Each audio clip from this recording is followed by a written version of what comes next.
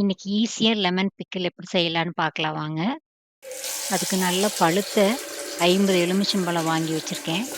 அத ஃபர்ஸ்ட்டு நல்லா தண்ணீல போட்டு வாஷ் பண்ணி எடுத்து வச்சுக்கலாம்.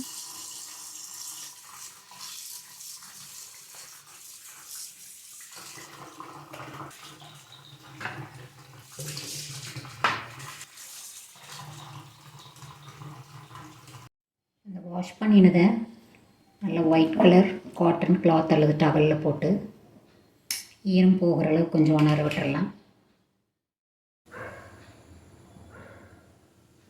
இந்த மாதிரி கழுவி நல்லா உணர்ந்ததுக்கப்புறம் இதில் இருக்கிற அந்த பிளாக் ஸ்பாட்டையெல்லாம் லைட்டாக ரிமூவ் பண்ணி எடுத்துடலாம். இந்த பிளாக் ஸ்பாட் நோயினாலையும் வரலாம். சம்டைம்ஸ் அந்த எலுமிச்சம் செடியோட முள்ளு குத்துறதுனாலையும் வரலாம். ஸோ அதோடு போடும்போது பிக்கிள் ரொம்ப அந்த இடத்துல சாப்பிடும்போது ரொம்ப கெட்டியா இருக்கும். அதனால அத ரிமூவ் பண்ணி எடுத்துறலாம். ஜூஸ் வெளியில வராம ரிமூவ் பண்ணி எடுத்துருவோம்.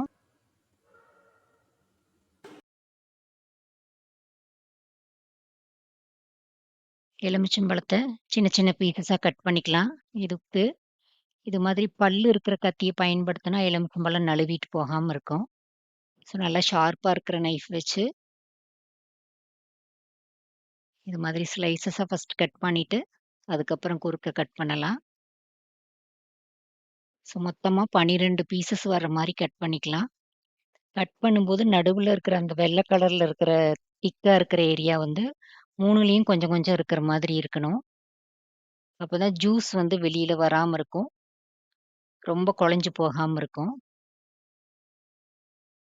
விதைகள் எல்லாம் வெளியில வரும்போது அத தனியா ரிமூவ் பண்ணி எடுத்துறது ரொம்ப நல்லது.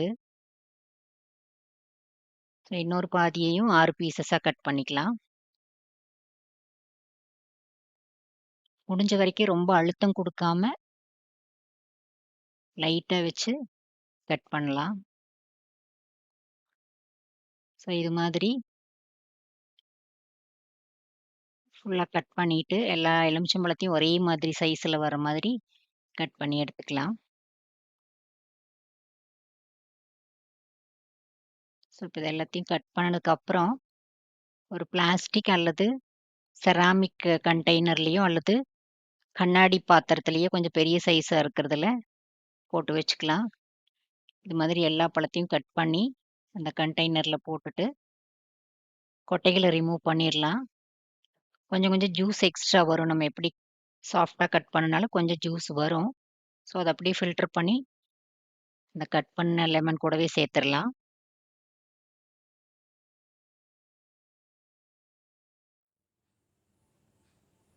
இப்போ கட் பண்ணி ரெடி பண்ணிட்டோம். இதுக்கு கூட ஒரு 150 கிராம் அளவுக்கு உப்பு சேர்த்துக்கலாம்.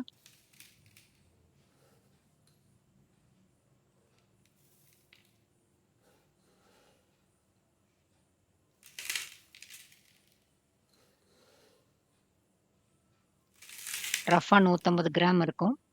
இத நல்லா மிக்ஸ் பண்ணி ஒரு ஓரமா வச்சிரலாம். இந்த கொசுவெல்லாம் போகாம இருக்கிறதுக்கு இது மாதிரி நெட் இருக்கிற ஒரு மூடி போட்டு மூடி வச்சுக்கலாம். இது 2லிருந்து அதிகபட்சம் 3 நாள் வரைக்கும் இது மாதிரி ஊறணும்.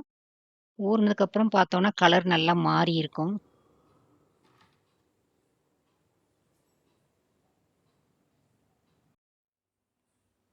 அடுத்தது நம்ம வறுக்கிறதுக்கு என்னென்ன ஐட்டம் தேவைன்னு பார்க்கலாம். ஃபர்ஸ்ட் கடலைப்பருப்பு 1 டேபிள் ஸ்பூன் எடுத்துக்கலாம். வெந்தயம் 1 1/2 டேபிள் ஸ்பூன் எடுத்துக்கலாம். காஞ்ச வரமிளகா ஒரு 5 நம்பர் எடுத்துக்கலாம். அதே மாதிரி கடுகு ஒரு 1/2 டேபிள் ஸ்பூன் இருந்தா போதும். 1/2 டேபிள் ஸ்பூன் கடுகு எடுத்துக்கலாம். ஒரு சில டைம் அது பச்சையாவும் அரைச்சு போடலாம், வறுத்தும் அரைச்சு போடலாம். மாங்காய் ஊறுகாய்க்கு பச்சையா போடலாம். இது பெருங்காய பவுடரு, கெட்டி பெருங்காயம் நம்ம யூஸ் பண்ணிக்கலாம்.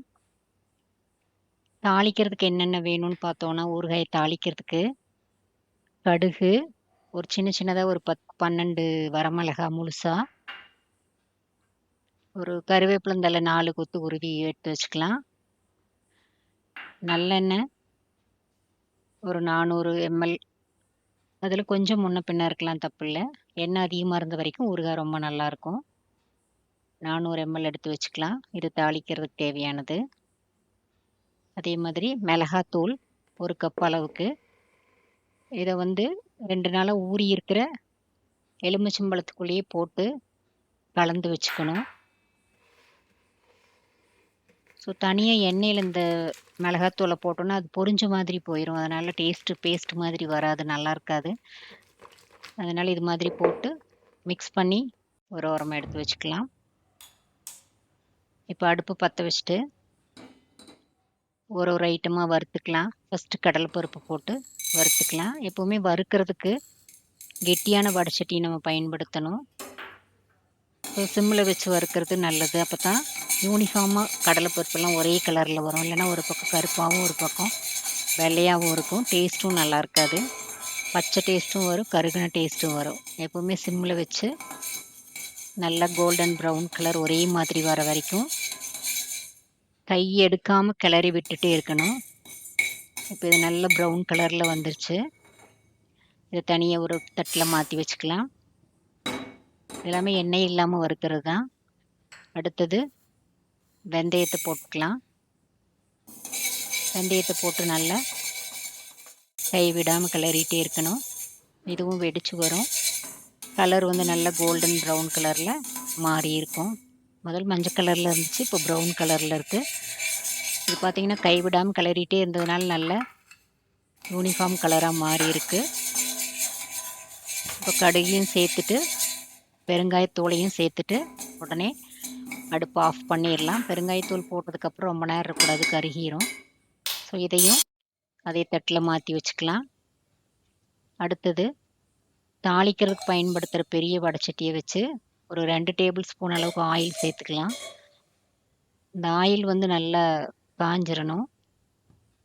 காஞ்சதுக்கப்புறம் நம்ம எடுத்து வச்சிருக்கிற ஒரு 5 வரமிளகாயை போட்டு வறுத்து எடுத்துக்கலாம். இதை அரைக்கிறதுக்கு பயன்படுத்துவோம்.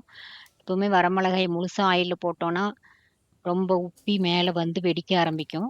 அதனால கொஞ்சமா சின்னதா ஓட்டையோ அல்லது சின்னதா ஒரு கட் பண்ணி உள்ள போட்டோம்னா மிளகாய் வெடிக்காம இருக்கும்.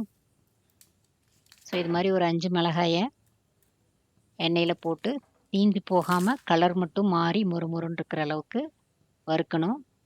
இப்போ எண்ணெய் நல்லா சூடாயிருச்சு. மிளகாயை போட்டு வறுத்து எடுத்துக்கலாம். எப்பவுமே அடுப்பு சிம்மில் தான் இருக்கணும். அதை மறந்துடக்கூடாது. ஸோ இது மாதிரி மிளகாய் எல்லா பக்கமும் படுற மாதிரி திருப்பி விட்டு கலர் மாறின உடனே எண்ணெயிலேருந்து வடித்து தனியாக அந்த அரைக்கிற சாமானெல்லாம் வச்சிருக்கிறது தட்டிலேயே மாற்றி வச்சுக்கலாம். எண்ணெயை நல்லா வடித்து எடுத்துடணும். இல்லைன்னா ஒரு டிஷ்யூ பேப்பரில் வச்சு கூட எடுத்துடலாம். இதெல்லாம் வறுக்கிறதுக்கு தயார் பண்ணி வச்சுருக்கிறோம். இதை பொடி பண்ணி எடுத்து வச்சுக்கலாம் ஒரு கப்பில். அடுத்தது தாளிக்கிறதுக்கு இந்த வரமிளகா வறுத்த எண்ணெய்க்குள்ளேயே மீதி எண்ணெயை ஊற்றிக்கலாம். எண்ணெய் நல்லா காயணும். காஞ்சதுக்கப்புறம் கடுகு 1 டீஸ்பூன் அளவுக்கு போட்டு நல்லா பொரிய விடணும். எப்பவுமே சமையலில் கடுகு பொரிஞ்சதுக்கு அப்புறம் தான் மற்ற இன்க்ரீடியன்ஸ் எல்லாம் சேர்க்கணும். ஸோ இப்போ கடுகு நல்லா பொரிஞ்சிட்ருக்கு. இது நல்லெண்ணெய்ங்கிறதுனால கொஞ்சம் புகை வர்ற மாதிரி இருக்கும். ஆனால் அதிகமாக காயில் கரெக்டாக கடுகு பொரியிற அளவுக்கு நல்ல சூடாக இருக்குது. போட்ட உடனே நல்லா கடுகு பொரிஞ்சு வருது. இந்த பொரியிற சத்தம் முழுசாக நின்னதுக்கப்புறம் ஒரு 10 சின்ன சின்ன வரமிளகாய் போடுறேன். இது வந்து வாசத்துக்காக உள்ள சேர்த்துக்கிறோம். எண்ணெய் கொஞ்சம் வாசனையாக இருக்கும். அது போட்ட உடனே கருவேப்பிலந்தழையை சேர்த்துக்கலாம். பெருங்காயத்தையும் கூடவே சேர்த்துக்கணும். ரெண்டையும் ஒன்றா சேர்த்துடலாம். நல்லா மிக்ஸ் பண்ணிடுவோம். இப்போது நம்ம கட் பண்ணி 2 நாள் ஊற வச்சு மிளகாத்தூள் போட்டு வச்ச லெமன் இதில் போட்டுக்கலாம். முதல்ல ஒரு கரண்டியில் அள்ளி போட்டுருங்க. அப்படியே போட்டோன்னா எண்ணெய் தெளிச்சிரும். ஸோ அதுக்கப்புறம் கொட்டும்போது எண்ணெய் தெளிக்காமல் இருக்கும்.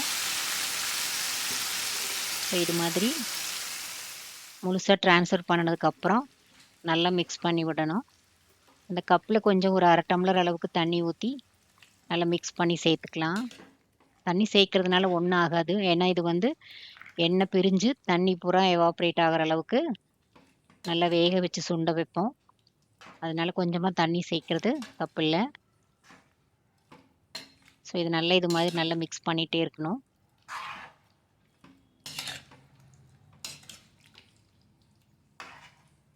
உங்களுக்கு ஈஸியா சீக்கிரம் வேகணும்னா, ஒரு மூடிய போட்டு வச்சோம்னா கூட இந்த தோல் வந்து வேகமா வெந்துரும்.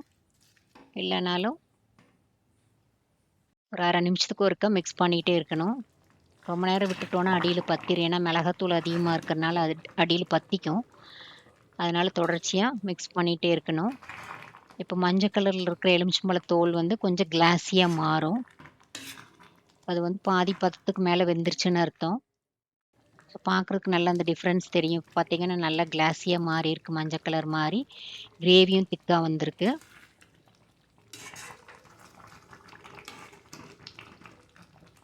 இப்ப இந்த பதம் போதுமானதா இருக்கும். பார்க்கறக்கு நல்லா கிளாஸியா இருக்கு. வெந்திருக்கு ஓரளவுக்கு. பாதிக்கு மேல நல்லா வெந்துருச்சு. ஸோ மீதி வந்து ஸ்டோர் பண்ணி வச்சிருக்கும்போது ஊறிக்கும். இப்ப நம்ம அரைச்சு வச்சிருக்கிற பொடியில 2லிருந்து 3 டேபிள் ஸ்பூன் வரைக்கும் சேர்த்துக்கலாம். இப்ப இவ்வளோ நேரம் இந்த ஊறுகாய் வந்து நல்லா கொதிச்சு சுண்டி எண்ணெய் பிரிஞ்சு வர்ற அளவுக்கு ரெடியா இருக்கு. இப்ப கடைசியா இந்த பொடிய சேர்த்துக்கணும். முதல்லயே சேர்த்திறக்கூடாது. ஏன்னா இதுல வெந்தயம் இருக்கிறதுனால ரொம்ப நேரம் அது வெந்துச்சுன்னா, ஊறுகாய் கசக்க ஆரம்பிச்சுரும். கச்ச மாதிரி இருக்கும்.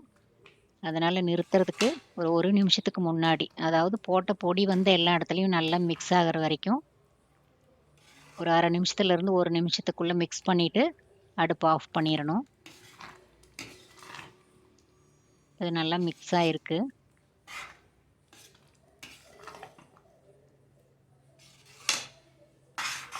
இப்ப அடுப்பு நிறுத்திட்டு, எடுத்து ஒரு ஓரமா ஆற வச்சிரலாம். நல்லா ஆறுனதுக்கப்புறம் பார்த்தோன்னா, இந்த எண்ணெய் பிரிஞ்சு இது மாரி தனியா வந்திருக்கும். இப்ப நம்மளுக்கு புடிச்ச கண்டெய்னர்ல இத வந்து ட்ரான்ஸ்ஃபர் பண்ணிக்கலாம். முடிஞ்ச வரைக்கும் ஒரே கண்டெய்னர்ல போடாம 2லிருந்து 3 கண்டெய்னர்ல போட்டு வச்சுட்டோம்னா, ஒண்ணொண்ணா எடுத்து யூஸ் பண்றதுக்கு வசதியா இருக்கும். யூசுவலா கண்ணாடி பாட்டில்ல போடலாம் அல்லது ஈவன் பிளாஸ்டிக் பாட்டில் கூட யூஸ் பண்ணலாம். செராமிக் பவுல் இருந்துச்சுன்னா ரொம்ப நல்லாருக்கும். ஸோ இது மாரி ட்ரான்ஸ்ஃபர் பண்ணி மூடி வச்சுக்கலாம். இந்த ஊறுகாய் ரொம்ப சிம்பிளானது. பார்க்கறதுக்கு வந்து ரொம்ப லாங் ப்ராசஸா இருக்கும். பட் யாருமே பயம் இல்லாம தைரியமா செய்யலாம். இதுல எந்த இன்கிரீடியன்ட் மாறினாலும், கூட குறைச்சு போனாலும் ஊறுகாய் டேஸ்ட்டா தான் வரும். நம்ம யாரும் ட்ரை பண்றதில்ல. இதெல்லாம் பெரியவங்க தான் செய்வாங்கன்னு சொல்லி ட்ரை பண்றதில்ல. ட்ரை பண்ணி பாருங்க. ரொம்ப டேஸ்டியா, ஈஸியா செய்யக்கூடிய ஊறுகாய் ரெடி. ட்ரை பண்ணிட்டு கமெண்ட் பண்ணுங்க. Thank you.